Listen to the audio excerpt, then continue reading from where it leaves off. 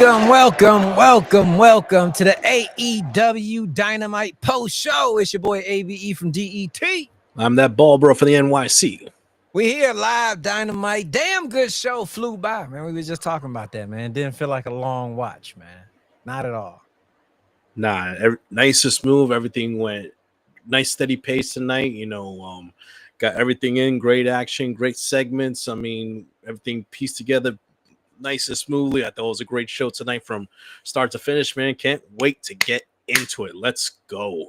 Moxley defeats Speedball Mike Bailey to start everything off. We had a little bit of everybody coming out here. Death Riders. Darby Allin made an appearance, and even the odds even end up putting one of the members in a damn body bag, leaving him out in the parking lot, damn near killing him, that he's going to get himself arrested one of these days. Darby Allin's a maniac. But Jon Moxley defeats Speedball Mike Bailey. Your thoughts on the match and then all the drama after? Amazing match between Mox and Speedball. I mean, listen, Mox is just doing ace stuff, man, and that's picking up the W at the end of the day. But listen, great showing by Speedball Mike Bailey. I mean, he and Kevin Knight, Jet Speed. It's been great watching them in tag team action. But if you knew who Speedball Mike Bailey was before he signed for AEW, this is what he's capable of. You're not surprised one bit. I mean, he is one of the hardest hitters in the game. I mean, I know Mox, even though he picked up the dub, he is definitely feeling it tonight, from the chops, the kicks, the knees, that flipping knee onto the barricade. I mean, that was nasty. That was sick. I mean, he may be a small guy, but when he kicks you, you feel it through your soul, throughout your entire body. I mean, Mox had to work for that W tonight. Like you said, we had a little bit of everything. We had Kevin Knight trying to run interference, and then really you would have thought he was being a pest, but like you said, Darby out of nowhere with the damn plastic bag trying to unalive this dude, kidnapping again. He's a damn menace to society. Where are the damn cops? Where you need them at? AEW got to improve their damn security. But like I said, Mox picks up the W, but later on, Mox and Marina go out to the park. Wheel is laying out there in a goddamn body bag, unzips the body bag on Wheeler's forehead. Sticky note, forbidden door. Make Darby laying out the challenge. Now, I don't think it's going to be a one-on-one match. Not yet. I think we're going to get some sort of group warfare, some sort of like faction versus faction. Now, who would be on Team Darby's side? We don't know yet, but that's my takeaway for this. I don't think we're going to get the one-on-one match yet. I think that's a little bit further down the line. But I mean, listen, great match, great after angle afterwards. Like, let's see what happens for Forbidden Door. But man, great start to Dynamite. Definitely great start. 1000%. Darby Allin on fire. Cannot wait to see where this goes. And after the men, the ladies, they do what they have been doing. We say it every week. They keep this train rolling. 4-way qualifier for the TBS title shot at Forbidden Door. This was one hell of a match. Windsor, Starks, Aminata, Blue, 4 ladies gave it their all, and out comes the rookie, Alex Windsor, to win it. She will be facing for that TBS title, but Toni Storm had to put her nose where it didn't belong, and what happened to her? She got laid out by Athena, and a nice face-off between Athena and Mercedes. That is coming. Stay tuned for that as well. But your thoughts on what happened tonight? Like you said, amazing 4-way. I mean, all the ladies involved, they showed out tonight. I mean, from Windsor to Blue to Aminata to Starks, they all did their part. I mean, they all got their stuff in. And yeah, they all worked great together. And like I said, even though she didn't pick up the W tonight, Aminata, like the past couple months, like I said, she was given this opportunity. She has taken the ball and she has ran with it. She just continues to get better week in and week out. I mean, she is a future champion in her right. Somewhere down the line, I can guarantee that she is a future superstar in the making that we could see week to week happening right in front of us. But tonight, Alex Windsor was just in the right spot in the right time. I mean, I think it's an amazing call for her to win. She will be one of the 4 women in the 4-way for the TBS title in the O2 Arena in London. The other 2 challengers will be determined later dates, but I cannot wait. So, I mean, but afterwards, like you said, Athena taking out Toni with that beautiful O face, and then we get that stare down between Mercedes, 8 belts Monet, and the forever champion herself, Athena. Like, oh my god, when we get that rematch, time will stand still. The church choir will sing to the heaven. Hallelujah. The lights will open up. Well, the clouds will part ways. The light will shine down on that squared circle. Yes. And the wrestling world will rejoice when we get Athena and Mercedes too. Oh God! What a time to be alive! What a time! Man, what a fucking time. go! Another person celebrating other than the 8-belt goddess herself, Mercedes Moné, is the new TNT champion, the young stallion himself, Kyle Fletcher, down there with the Don Callis family. They had all the belts, all the trophies that the group has been just on a roll, killing their accomplishments on display. Him, the group, Hincha Sarah, he had regular clothes on over there. He was looking cool. The whole group, everything is rocking right now for the Don Callis family. But your thoughts on this TNT title celebration for Kyle Fletcher? It was picture perfect, pun fully intended towards the end. But like you said, right. I love the entrance, and goddamn, that TNT title looks so beautiful on Kyle Fletcher. Like, we saw it from last year when he joined it with Don Callis. It was only a matter of time. He is a he is a superstar right now. He is the next big thing, and not just AEW, but in professional wrestling. But my God, like, what caught my eye, like the two ladies coming out with the 3 belts that Okada has. Like, I mean, Don Callis, like goddamn Ash Ketchum from Pokemon, like with his damn badges from all the gym, looking like that, carrying the belts like that. But as great as all that stuff is, there was a damn picture right there with the curtain over it. I'm like, what the hell were you about to see? Don Callis pulls the cover off, and it is the most, what can I say? The most beautiful artwork I have ever seen in my life, hanging in the goddamn Louvre. Like, Don Callis, he has never looked better in his goddamn life. You know, like, we've seen a few of these. Who drew that?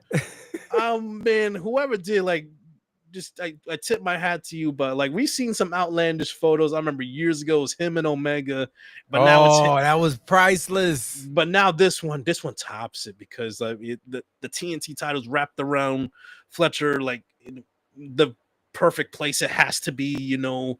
But it was amazing coronation for the protostar right there. And like you said, he's going to be a fighting champion. He's going to try his best to be the best TNT champion of all time. And it starts this Saturday night when it's Kyle Fletcher versus Tomohiro Ishii for the TNT title. He is not wasting no time. He's going to hit the ground running. The Stone Pitbull. Let's see what a Stone Pitbull does against the protostar. Tune in Saturday night. Incredible. Incredible. Cannot wait for that. Next up after that, we get another nice build-up. I didn't know I wanted this match until I heard these promos. Adam Copeland came out, made it official. It's going to be him versus the injured, my fellow bald brother, Stokely Hathaway. But damn it, I didn't have any faith in him until that promo. That man gave his heart. He told his life story. He went down to the bottom of his misery to him not getting no hoes. And he said he will thrive amongst all obstacles and defeat that bully, Adam Copeland. And goddamn it, I'm here to say I believe in Stokely Hathaway, man. Your thoughts on this one, bro?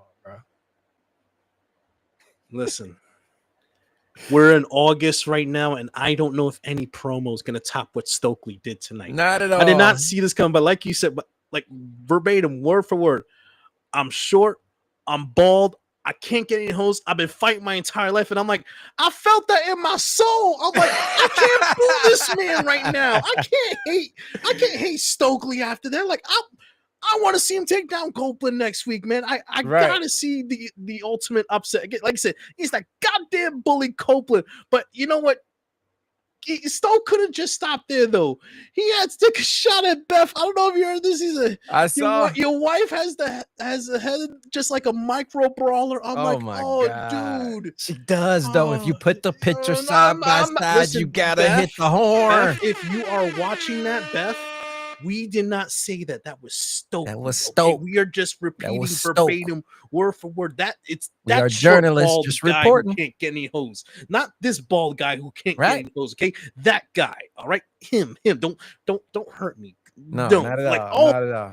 but fucking Stoke, like, best of luck to you, Stoke. Like, you would have had a shot, but now you said that shit about Beth. Like, oh god, he's gonna take your head off now. Yeah, it's over for you, Stokely. God rest your Micro soul. brawler, man. Like, come Micro brawler. That's wild. Wild. But Yo. yeah. Next up, I swore I just saw this on the card. I said, oh, we're getting FTR versus Young Bucks. Another classic. But nope. Tony said, I'm going to pull a curveball. I believe in Bro Dito, and they get the win over the Young Bucks. Was this the right decision? 100%, absolutely. It was Okay. All right. it was the right move, because here's the thing: when the iron is hot, you got to strike. And right now, Brodito, even though they've been tagging for a short amount of time, they are over with this fan base. They And are. we've seen like great like mixed match tag teams in the past before, but you look at like Bandito and Brody King, like could you have put together like two more awesome wrestlers together, like not just awesome wrestlers, but two wrestlers who are more liked and beloved by the fan base right now. I mean, with Bandito, his comeback story after being injured for almost 2 years, Brody King, like just stepping on, just moving on. Unfortunately, his tag team partner on Buddy Murphy is out with the ankle injury. He's been showing out the past few months. Like, I love this tag team. I love their handshake. It's so fucking cool. New shirt that they came out with today.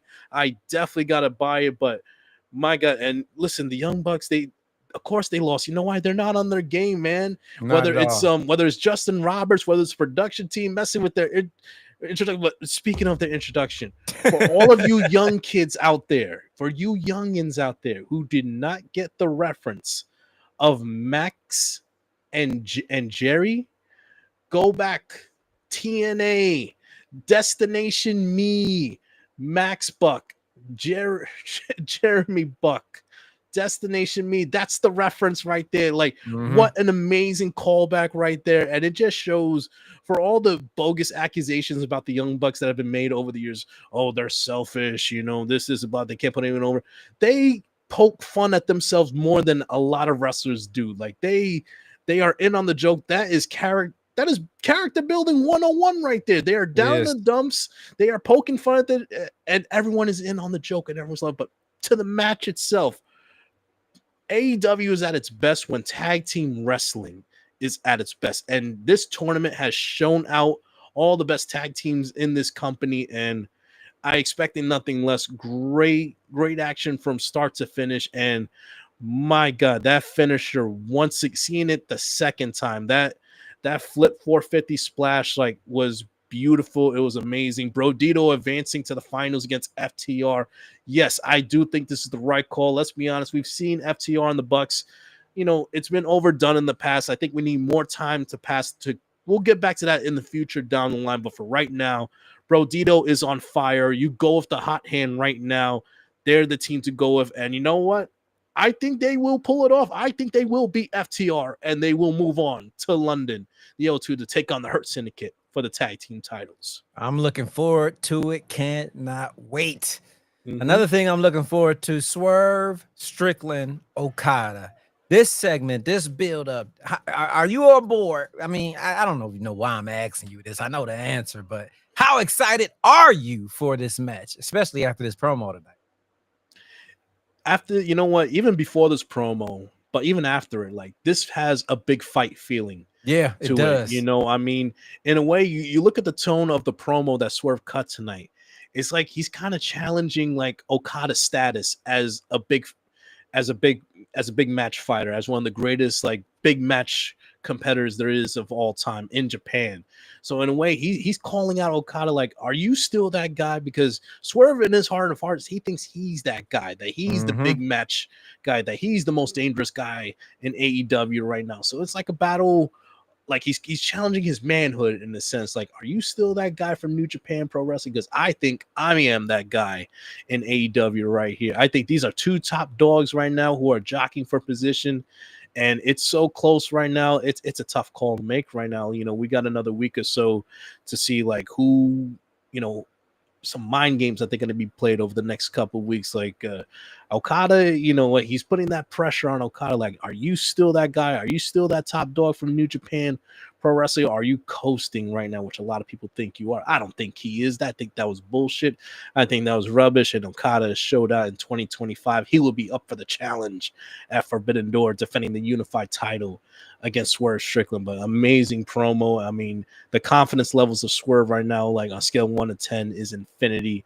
Like, when you have two top dogs like this in AEW meeting one-on-one, you have no idea what's going to happen when that bell rings. But when the bell ends and the winner is decided, it will be conclusive who is the top dog of AEW.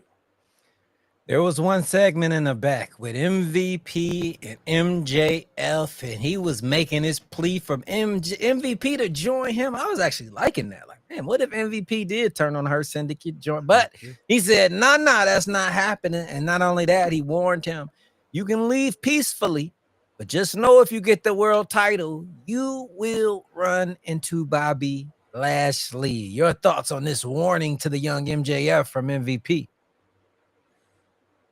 I got a sneaking suspicion there is more going on than what we are seeing right in front of us. Because I just feel like it feels it's too abrupt, in my opinion, the split between MJF and the Hurt Syndicate. But I just have a feeling it's too obvious, you know, it's too right there that they're splitting right there. I think we're gonna have to pay closer attention the next couple of weeks, you know, because like I said, it was MVP who really wanted MJF in the beginning for the Hurt Syndicate, while Shelton and Bobby, you know, it took more time to convince them to join up. But, you know, right now, you know, MVP's creating a little distance, you know. MJF, he's trying his best to go Hangman into, you know, challenging him for the title without using his contract, but it's not successful right now. So I think if and when that time does come by, I don't know. Like I said, gut feeling right now that everything is not doesn't appear to what it is that we're watching on TV. So listen, this is MJF. Something is up his sleeve. I don't think it's as simple as what we're seeing on TV. That's all I'm gonna say. Yep. And that leads us to the main event where MJF defeats Mark Briscoe. And look, man, I got to give credit where credit is due. I wasn't a big Mark Briscoe fan. I like technical wrestling, but maybe people understand what I'm saying. His wrestling isn't technical, but it's always entertaining. He knows what he's doing. He knows how to put on a good match, no matter who he's in there with, whether it's a luchador, a brawler, a MJF style. Mark Briscoe need his flowers. I hope you're right. I hope a major push is on his way. But MJF tonight gets the win. Afterwards, him and Hangman go at it. Clearly, we are on this collision course with MJF and Hangman. Where we go, I cannot wait. Mark Briscoe thrown in there as well as like a wild card. That's incredible. You got Bobby waiting on the other end. If MJ, it's so many scenarios. Welcome to the AEW multiverse. Just love it. This is professional wrestling and how it's supposed to be ran. No shots fired, but if it hits you, okay, it's meant for you. How you feel about it, Bald Bro? There's so many layers, not just to this match, but to the storyline involving Mark Briscoe. Yes. And, you know, even before the match starts, you see the promo that Mark is cutting in the back and him talking, and Hangman inserting himself, talking about their past history back all the way back to their Ring of Honor days together, where Hangman was coming up and Briscoe was that veteran that kind of looked after you know, that kind of guided Hangman a little bit. But just look, I mean, great match between MJF and Mark. I mean, it was just great. I mean, it's great contrasting styles, the technical abilities of MJF, just like the brawler, get the job done any way possible of Mark Briscoe. I mean, they went back and forth, and I love the finish of this match. I love MJF hitting the heat seeker, the 1, 2, 3, but Briscoe had his foot on the rope. The ref did not see. MJF very smart, getting the foot off the ropes before the referee turned around and found out.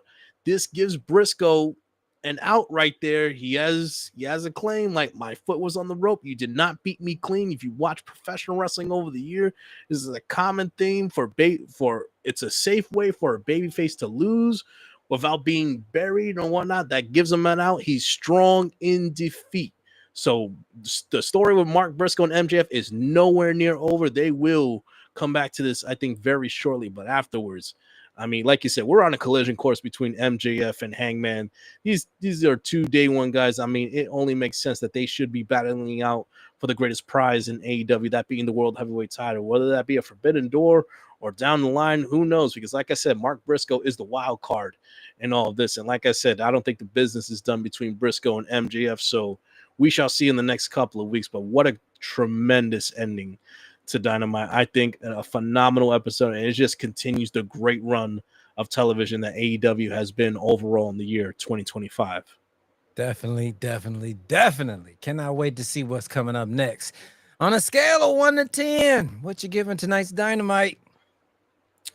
Man, listen, like I said, the show flowed nice and quick. Everything was quick.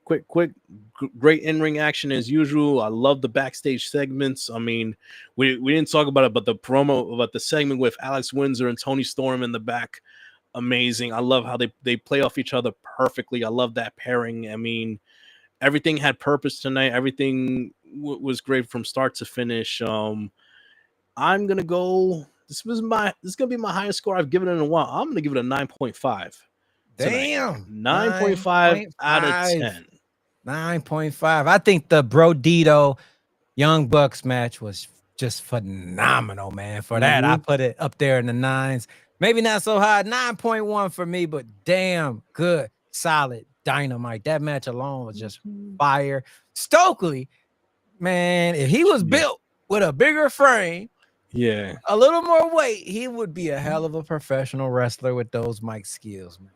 There are big guys in the business, and whether it's AEW, WWE, or whatever promotion you watch, like there are like big guys who like look the part of professional wrestling, but they don't have that personality, that it factor, just that ability to connect with the crowd on the mic. Like if you gave that specific wrestler like the charismatic abilities that Stokely Halfway has, that might be the best professional wrestler in the world. But yeah, Stokely, like I can make the argument, he took it over the top for me tonight. Like I said, that promo, him getting no hose, but then calling Beth a micro brawler, I'm like, fuck, man, Jesus Christ. Right. Because it had to make me think, I'm like, oh, fuck, man, damn.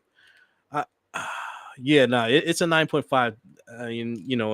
Like I said, it continues the great stretch of television that AEW has put on TV for the majority of this year. Definitely. A couple comments before we get out of here. McGill says, do you see Mox versus Darby as 101 or a trios match for Forbidden Door? You was kind of talking about that. I say more than likely it's going to be a trios. I say, with Mox and Darby, they're going to try to stretch this out as long as possible, because it will end with Darby 1v1 against Mox. And, it's a collaboration show for Forbidden Door. So I wouldn't be surprised if maybe Darby has some, teammates from the New Japan side, who have a past with Moxley in the past, so we shall see. But I think, it's going to be a multi-man match at Forbidden Door, not a straight 1v1, not just yet, in my opinion. Definitely. Shout out Cool Boy 27. I see you over there, TikTok, bro. Appreciate you tuning in. But great show. Cannot wait for Collision, which is tomorrow, right? No, Saturday. Okay, Saturday. I thought it was tomorrow. I just Googled it. No. Last week was Thursday because of SummerSlam. That's why they moved it. All right. Cool. Hopefully I'm wrong. If not, we'll update it. But yeah, Saturday. Collision. Next time you'll see me and Bald Bro. Friday, you'll see the crew for probably SmackDown. And tomorrow will be our in-studio show, so don't miss that. 8 p.m. Eastern Standard Time, exclusively on YouTube. Bald Bro, what's cracking with Group Chat? Group Chat Wrestling Podcast. We just dropped episode 57 yesterday, available on YouTube, Spotify, Apple Podcasts, and all your podcast platforms. Please follow us on Twitter, TikTok, and Instagram, GW Podcast UK. We drop about 3 to 5 clips every week for every episode. Please check out our latest clip on my co-host Lucy's thoughts on the previous actions of Brock Lesnar. There is more to Brock than him being named 44 times in the lawsuit involving Janelle Grant. She drops a little bit of that knowledge in that clip. It's only a 35 second clip, so please check that out on TikTok and Instagram, GW Podcast UK. And man, like I said, in a couple weeks I will be in the UK for Forbidden Door live in London at the O2 Arena. We'll do a whole bunch of skits down there, a bunch of meet and greets over there. We will keep you posted. Like I said, follow us on Twitter for more updates for any of my friends and fans out there in the UK. We will keep you guys posted. Definitely, definitely. Till then, next time, it's your boy ABE from DET. I am that bald bro from the NYC. You guys have been tuned in to the AEW Dynamite post show with the Holy Shhh Podcast.